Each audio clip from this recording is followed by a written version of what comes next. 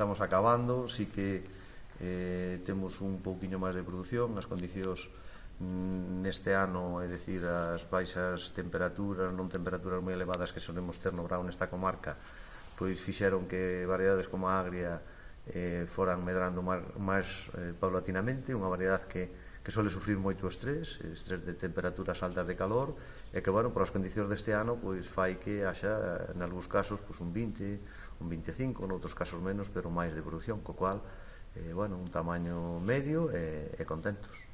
E o precio anda tamén ben? En principio, sí.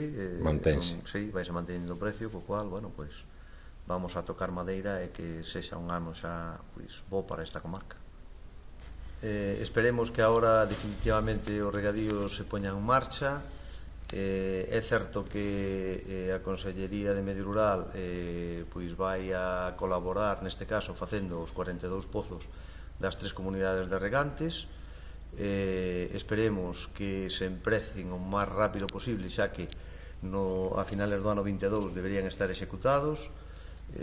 A única dificultad que vemos é pois a burocracia, papeleos, presentación de documentación pública e exposición pública, e que, bueno, que seamos capaces de cumplilos. De feito, este ano tiñase pensado xa gastar 470.000 euros, e creo que non se vai a poder ser precisamente por plazos, pero, bueno, de cara ao ano que ven, en cuanto unha das comunidades que está máis avanzada, que é a do Corno do Monte, se poden executar, xa se empezará, se é febreiro, se é marzo, que a intención de que no ano 22 pois a Consellería teña os 42 pozos en marcha.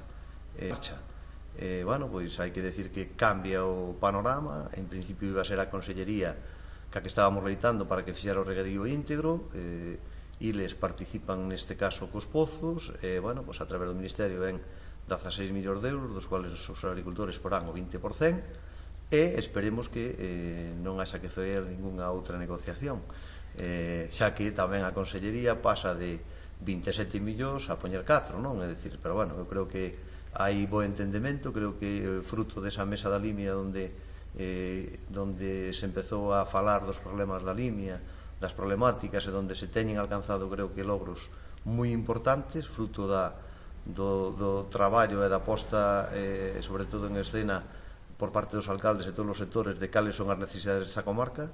E creo que temos que seguir nesa línea, seguir traballando, seguir unidos, deixar as cores políticas a un lado dos concellos e das administracións e puxar todos xuntos.